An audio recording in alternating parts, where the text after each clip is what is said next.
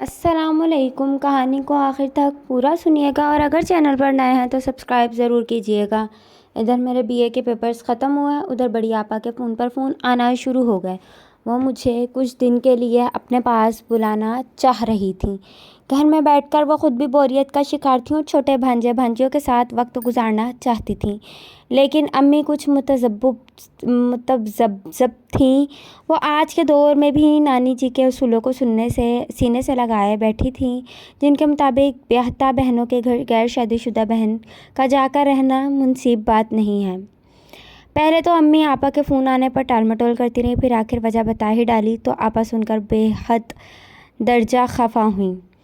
कमाल है अम्मी, कैसी बातें करती हैं। मैं नूरुलैन की बहन हूँ, कोई गैर तो नहीं। अगर भरे ससुराल में रहती हूँ तब भी आपका एतराज़ बनता था, मगर अब ऐसी बात है कह के आपने मेरा दिल बहुत दुखाया है। सरफराज तो ख़ुद नूर को छोटी बहनों की तरह अजीज़ रखते हैं, लेकिन आपको एतबार ही नहीं तो कोई क्या कर सकता है। ला हौल वला कुव्वत समझ कर बोला करो। हूर खुदा न खास्ता मुझे किसी किस्म की कोई बेएतबारी क्यों होने लगी। मैं तो बस वैसे ही। तो फिर क्या मसला है अम्मी? बस मैं इस वीकेंड पर सरफराज को भेज रही हूँ, वो खुद आकर नूरुलैन को ले जाएंगे। सच कहूँ, जब से बच्चों को पता चला है कि नूर खाला आने वाली हैं, उन्होंने पूछ पूछ कर नाक में दम कर दिया है कि खाला कब पहुँच रही हैं। रिश्तों को तरसे हुए हैं मेरे बच्चे। ददियाल में तो कोई उनके लाड उठाने वाला है नहीं। खाला मामू पर ही उनकी जान अटकी हुई है। नूर यहाँ आएगी तो बच्चों का दिल बहल जाएगा, वरना बच्चों की अपनी छुट्टियों में भी तो अभी एक अरसा पड़ा है। मुझे तो जाने कब आपके पास आने का मौका मिले। मैंने बच्चों से वादा कर लिया है कि मैं आपकी नूर खाला को बहुत से दिनों के लिए आपके पास बुलाऊंगी। अगर आप खुद सोचें। बड़ी आपा हस्बे आदत नॉन स्टॉप शुरू हो चुकी थी। अच्छा ठीक है, सरफराज को भेज देना। मैं नूर से कहती हूँ तैयारी कर ले। अम्मी बिला आखिर मान गई। शायद नवासियों की मोहब्बत गालिब आ गई, वरना अम्मी जैसी असूल पसंद खातून के लिए अपने मौक़िफ़ से पीछे हटाना नामुमकिन सी बात थी। बेचारी हूर आपा भी अपनी जगह सच्ची थी। सरफराज भाई अपने वालिदैन की आखिरी औलाद थे। बड़े भाई बहन उनके होश संभालने से पहले ही बाल बच्चों वाले हो चुके थे। जब उनकी शादी हुई तो वालिदैन तिबी उम्र गुजार कर अल्लाह को प्यारे हो चुके थे। सब अपनी अपनी ज़िंदगियों में मगन थे। यूँ अगर हूर आपा की खुशकिस्मती से ससुराल के झंझट से पाला ना पड़ा, वहीं बच्चे दादा दादी चचा और फूफी की मोहब्बत से महरूम रहे। लेकिन आपा हमारे घर की पहली औलाद थी, सो उनके बच्चों की ननिहाल में इजाफी प्रोटोकॉल मिलता था। मेरे अलावा अम्मी अब्बा और छोटे भाई भी बच्चों पर जान छिड़कते थे। मैं उनकी इकलौती और फेवरेट खाला थी, जो हर उल्टी सीधी फरमाइश पूरी करना अपना फ़र्ज़ समझती थी। मुझे अंदाज़ा था कि जितनी बेचैनी से बच्चों को मेरी आमद का इंतज़ार था, अम्मी जी की इजाज़त मिलने का मरहला तय हुआ तो मैंने झटपट तैयारी कर ली और 2 दिन बाद सरफराज भाई लेने आ गए। अम्मी ने मुझे ढेरों नसीहतों समेत उनके साथ रवाना कर दिया। आपा के घर मेरा पुरतपाक इस्तकबाल हुआ। बच्चे मेरी टांगों से लिपट गए। खाने की मेज़ पर अनवाओ किस इक़साम के लवाज़मात सजाकर मुझे शर्मिंदा कर दिया। मैं बहुत दिनों के लिए रहने आई हूँ आपा, ये तकल्लुफ़ नहीं चलेगा, मैंने उन्हें जता दिया। अच्छा चलो अभी तो खाओ, फिर से तो किचन का चार्ज मैंने तुम्हारे ही हवाले कर देना है। तुम्हारे भांजे भांजियों को जो बुलवाया चाहिए होता है, वो मुझसे अच्छा तुम बना सकती हो। उनकी मुराद चाइनीज़ खानों की तरफ थी, जो बच्चे बहुत शौक़ से खाते हैं। और आपा बिलाशुबा रवायती और देसी खानों की माहिर थी। बगैर चाइनीज़ और इटालियन बनाना उनके बस की बात नहीं थी। और फिर मैं ख़ुद भी सोच कर आई थी कि आपा को कुछ दिनों के लिए रेस्ट देना है कि ऊपर तले के उन बच्चों ने उनको बिल्कुल ही घन चक्कर बनाकर रख दिया था। सो अगले दिन ही मैंने बखुशी किचन का चार्ज संभाल लिया। अगले दिन जब मैंने आपा की फरमाइश पर बतौर ख़ास अम्मी वाले तरीके से शिमला मिर्च और कीमा बना रही थी, तो आपा ने मुझे आवाज़ देकर बुलाया। मैं चूल्हे की आँच हल्की करके बाहर निकल आई। जी आपा कहिए, मैंने पूछा और ठिठक कर रह गई। आपा के साथ एक 23-32 साल लड़की या शायद औरत कहना मुनासिब होगा, कपड़ों का गट्ठर खोले बैठी थी। मैं समझ गई वो ज़मुर्द होगी। मैंने आपा की ज़ुबानी इसके बारे में सुन रखा था। वो कढ़ाइयों वाले सेट और बेडशीट वगैरह बेचने के लिए किसी करीबी कस्बे से आती थी। पिछली बार आपा हमारे पास रहने आई थी तो नहाया दीदा ज़ेब कढ़ाई वाले 2 सूट जो मुझे तोहफ़तन दे वो उन्होंने ज़मुर्द से ख़रीदे थे। ज़मुर्द आई है कपड़े लेकर, देख लो तुम्हें कोई पसंद आता है तो। आपने मुझे मुखातिब किया। ज़मुर्द जल्दी जल्दी मुझे कपड़े दिखाने लगी थी। साथ ही आपा से बाकी भी बातें भी जारी की जा रही थी। वो बहुत अरसे से आपा के यहाँ आती जाती थी। आपा को उसके घरेलू हालात का पूरी तरह अंदाज़ा था। आपा की ही ज़ुबानी मुझे उसके बारे में थोड़ा बहुत पता था। उसका मियाँ एक हादसे में मजबूर हो गया था। 5 बच्चों की कफ़ालत की जिम्मेदारी उस तनहा पर थी। कम उम्र में शादी की वजह से वो 32-33 साल की उम्र में 5 बच्चों की माँ बन चुकी थी। बल्कि उसकी बड़ी बेटी भी अब 14-15 साल की हो चुकी थी और ज़मीर को उसका निकलता कद परेशान कर रहा था। अब भी वो आपा के पूछने पर अपनी इसी बेटी के मुतालिक बता रही थी। ना बीबी सेब अब उसे साथ ले लेकर घर घर नहीं फिरती। मेरे हिस्से का एक गघड़ ही अपने सर पर रखती थी। मुझे दोनों गघड़ उठाना इतना मुश्किल नहीं लगता था जितना उसे लोगों की नज़रों से बचाना मुश्किल लगता था। इसलिए उसे घर ही छोड़ आती हूँ। वो मेरे पीछे पूरा घर देखती है, कढ़ाई भी ज़्यादा वही करती है। अब उसके ब्याह के लिए पैसे जोड़ने शुरू कर दिए हैं। जैसे ही किसी ने बरादरी में रिश्ता डाला उसको रुखसत कर दूँगी। समूर्त मेरे पास सामने कपड़े फैलाते हुए आपा से ये बातें कह रही थी। तुम्हारा दिमाग तो नहीं चल गया समूर्त, इतनी छोटी सी बच्ची की शादी करोगी? अभी उसकी उम्र ही क्या है? मांस जितना कद तो निकल लिया है, मगर है तो छोटी ना, शादी के काबिल तो कबल लगती है तुम्हें कहीं से। आपा ने उसे लताड़ा। बीबी साहब, जब मेरी शादी हुई थी तब मैं भी ऐसी ही थी। जमुर जब हंसी तो उसके मोतियों जैसे दांत चमकने लगे। उसका सरापा भी नहायत खूबसूरत और दिलकश था। हाँ, चेहरे की रंगत थोड़ी सांवली हो गई थी, मगर अंदाज़ा लगाना मुश्किल ना था कि वह किसी ज़माने में बहुत खूबसूरत होगी।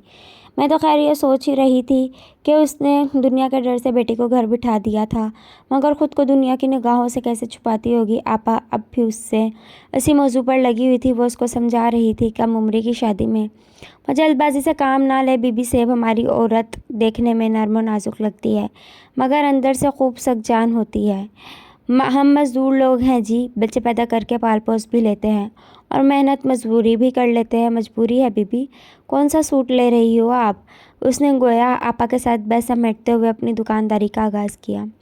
मैं इतनी देर में लाइट पर्पल कलर का एक सूट सिलेक्ट कर चुकी थी जिसके गले और दामन पर बहुत नफीस बेल कड़ी हुई थी। मैंने सूट की तरफ इशारा करके उसको आगाह किया। बस एक सेट। वो कदरे मायूस होकर बोली, हाँ फ़िलहाल मुझे यही पसंद आया है। बाकी जिन रंगों के कपड़े उससे मिलते जुलते पहले वही बहुत हैं मेरे पास। मैंने बहाना बनाया था। सच तो यह था मुझे 1-2 सूट और भी पसंद आए थे, लेकिन मैं जानती थी मैं जितने मर्ज़ी सूट पसंद करूं आपा ने मुझसे पैसे नहीं लेने, और अगर मैं 2-3 सेट ख़रीदूंगी तो अम्मी बहुत नाराज़ होंगी। सो मैंने एक ही सूट लेने पर इक्तफ़ा किया। आपा अब उससे भाव-ताव करने लगी। 1500 से 1 पैसा कम नहीं लूँगी जी, ज़मुर्त ने जैसे ही पेशगी आगाह किया। मुझे बड़ी ही जायज़ और माकूल कीमत लगी थी। बाज़ार में ऐसा सूट 2500 से कम तो हरगिज़ न मिलता, और अगर कोई बड़ी दुकान हो तो 3000 कीमत लगाते। मेरा ख्याल था आपा झट से उसको पैसे पकड़ा देंगी, मगर मेरी हैरत की इंतहा नहीं रही जब आपा ने नफ़ी में सर हिलाया। मैं तो उसका 1000 दूंगी सिर्फ, और वो भी तुम्हारा ख्याल करके, वरना परसों तुम्हारे ही इलाके से एक औरत कपड़े बेचने आई थी और 900 पर मान भी गई थी। बस कलर पसंद नहीं आया मुझे, सो नहीं लिया मैंने। आपा ने शायद नहीं बल्कि यकीनन झूठ ही बोला था। बीबी साहब, आप काम तो देखें इसका, कितना बारीक और सफाई से किया हुआ है। समूर्त ने कपड़ा आपा की निगाहों के सामने फैलाते हुए कहा। हाँ हाँ देख रही हूँ, बिल्कुल बारीक सी बेल है, और कपड़ा तो देखो कितना हल्का है, इसके 1000 रुपये ही बनते हैं। आप अपने मौक़िफ़ से बिल्कुल ना हटी थी। कुछ तो जायज़ कीमत लगाओ बीबी। मैं तो आपको बिल्कुल अपनी बहन समझकर कपड़ा बेचने आती हूँ, और दूसरी औरतों की तरह मुंह फाड़कर ज़्यादा कीमत भी नहीं मांगती। यकीन करो बीबी, मैंने तो अपनी तरफ से बिल्कुल जायज़ मुआवजा मांगा है। ज़मुर्त लजाजत पर उतर आई। बस 1100 डन हो गई। आपा ने जैसे आसान किया। बीबी साहब, कुछ तो और दो, सुबह से फिरते फिरते ये वक्त हो गया, सिर्फ एक सूट बिका है, फिर मेरा महीने बाद ही चक्कर लगेगा। इतने पैसे तो किराए में ही उठ जाते हैं। आपको तो मालूम है कितनी दुगनी वैगने बदल बदल कर धक्के खा कर यहाँ तक आना पड़ता है, फिर सुबह से शाम तक आपके शहर की गलियों में फिरते हुए बुरा हाल हो जाता है। मैंने घर में महीने का राशन डलवाना है जी। उसने दुपट्टे से चेहरे पर आए पसीने को पोंछते हुए आपा को मुखातिब किया। भाई ज़मुर्त, ये तुम नाइंसाफ़ी कर रही हो। पूरे महीने का राशन तुमने मेरे ही पैसों का डलवाना है। 1100 बिल्कुल ठीक कीमत लगाई है मैंने। तुमने देना है तो दो, वरना की बात नहीं। कपड़े बहुत है हमारे पास। आपा ने बेरुखी से उसका दिखाया हुआ सूट परे किया। मैं बगौर उसके चेहरे के तासुरात का जायज़ा ले रही थी। उसके चेहरे पर मायूसी के साए लहराने लगे थे। मुझे उस पर तरस आने लगा और मुझे ये भी पता था कि आपा भाव-ताव करने की माहिर हैं। हमारे घर में भी खरीदारी का काम तभी निपटाया जाता था जब आपा घर आती थी। वो बहुत मुनासिब कीमतों पर भी दुकानदार से भाव-ताव करके वो चीज़ें भी खरीद लाती थी, जो अगर मैं या अम्मी खरीदने जाता तो दुकानदार कम नरखों पर बेचने के बजाय टका सा इनकार कर देते। हम आपा को इसलिए ही खरीदारी का माहिर कहते थे। कीमत कम करवाने में उनका कोई सानी नहीं था, लेकिन आज पहली दफ़ा मुझे आपा के भाव-ताव की आदत से खौफ तो हो रही थी। मेरा दिल चाह रहा था फटाफट इस मेहनत का शोहरत की हथेली पर इसका मुआवजा रख दूँ, भले से वो कुछ फालतू ही मांग रही हो। मगर आपा उसके चेहरे पर फैलती मायूसी को हरगिज़ खातिर में नहीं ला रही थी। वो अपनी बताई हुई कीमत पर अड़ गई थी। अच्छा 1200 दे देना, जमूद ने गोया थक हार कर कहा। बस 1150। चलो सूट के साथ का दुपट्टा दे दो। जमूद ने दुपट्टे और शलवार का कपड़ा भी चुपचाप थमा दिया। आपा ने बटवा खोलकर 1000 के नोट के साथ 100 के 2 नोट जमूद को दिए और साथ ही जता भी दिया 50 का खुला नहीं है, 50 लौटा दो। जमूद ने चुपचाप दुपट्टे के पल्लू से मजीद थोड़ा 50 का नोट निकाल कर आपा को थमा दिया और बाकी के पैसे उसने गिरेबान से बटवा निकाल कर एहतियात से रखे थे। आइंदा आना तो फ्रेश रंगों के कपड़े लाना, इस बार तो रंग फीके फीके ही थे।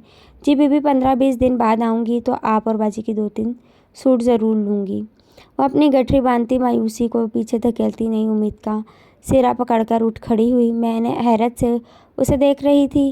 कितनी आसानी से उसने 2 वज़नी गट्ठर अपने सर पर रखे और फिर मुझे और आपा को सलाम करते हुए मुतवाज़िन कदम से चलती हाथों से गट्ठर संभालती बाहर निकल आई।